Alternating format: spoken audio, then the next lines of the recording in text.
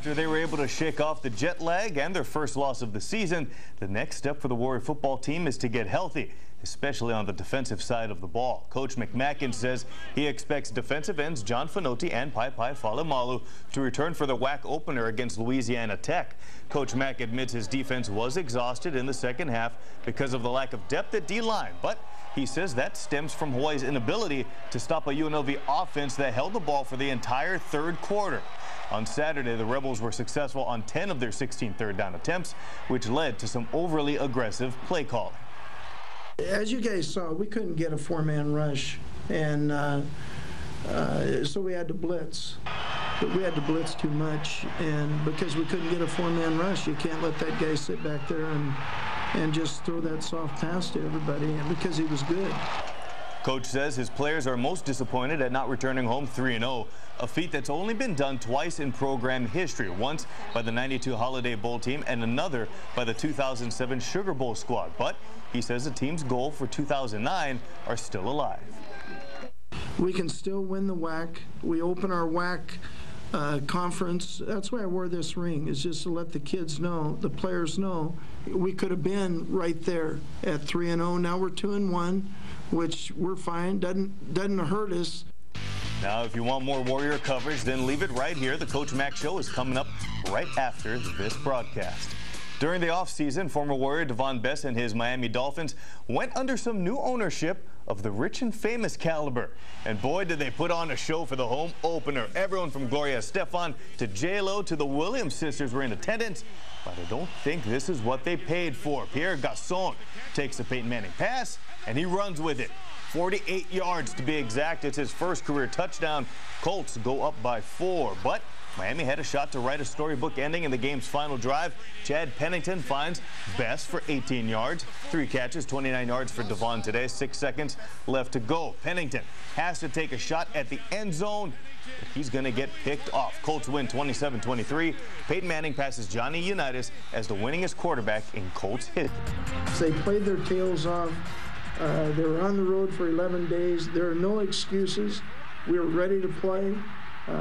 You know, it was hot, 97 degrees. I think the defense did wear down a little bit, but, you know, it's their own fault because they should have got off the field. They should have got a third down situation, gotten off the field, got a turnover and gotten off the field.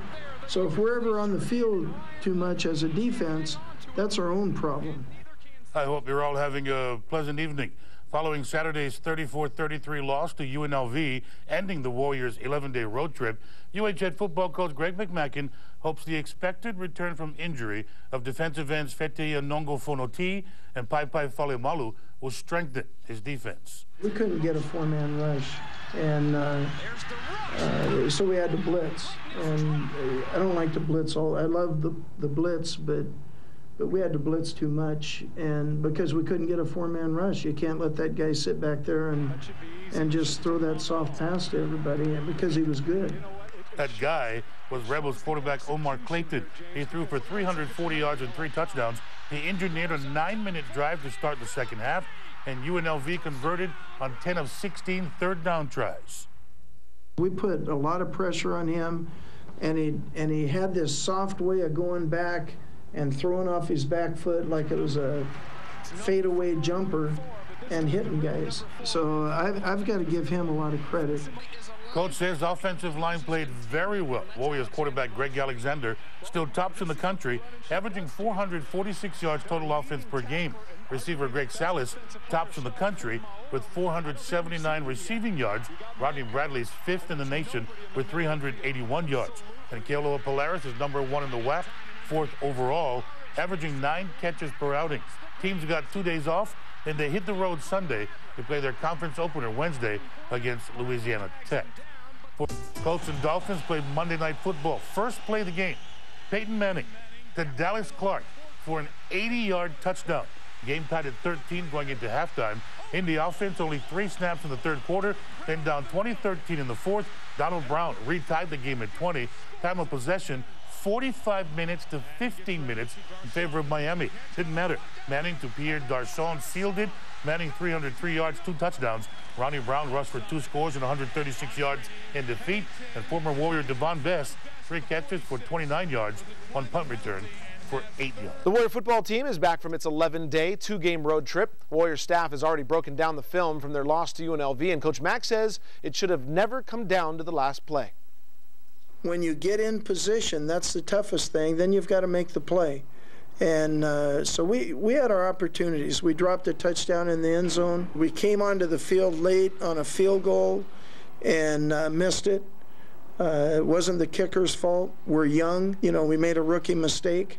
I think the defense did wear down a little bit, but, you know, it's their own fault because they should have got off the field. It really didn't come down to that last play in my mind. When you analyze the football game, we had our opportunities to win that game.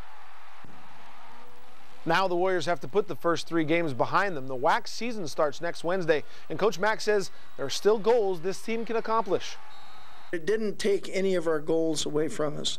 We can still win the WAC. We open our WAC conference. That's why I wore this ring, is just to let the kids know, the players know, and I'll take it off today.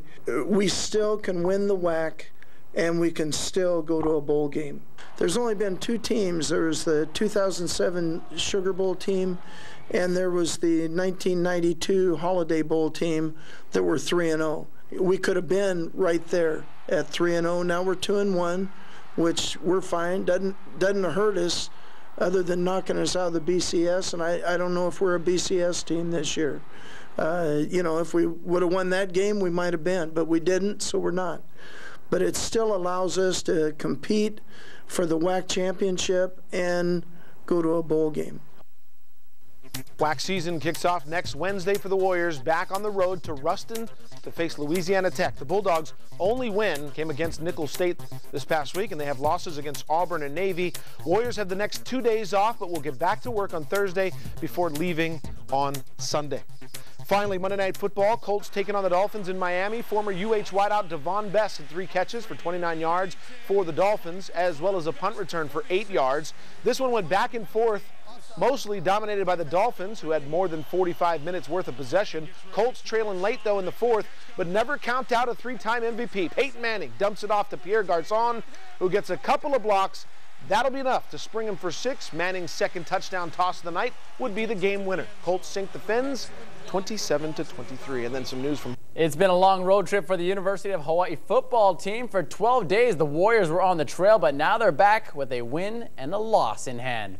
Their win came against Washington State on the 12th, and just last Saturday, Hawaii lost a heartbreaker to UNLV in the final minute of the game.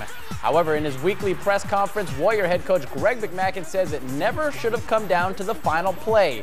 He feels if his team, especially the defense, had performed better in some areas, UH would be 3-0. Our job on defense is to get the offense on the football field. And their offense controlled the 3rd quarter and kept our offense off the field. To get them off the field, we have to do like we did in the first half. We had 2 interceptions, and then 3rd down situations are a key. They were 10 for 16, and that was a big key in the ball game. Now, the Warriors won't practice again until Thursday. They have a bye this week before preparing for a Wednesday night game next week against Louisiana Tech.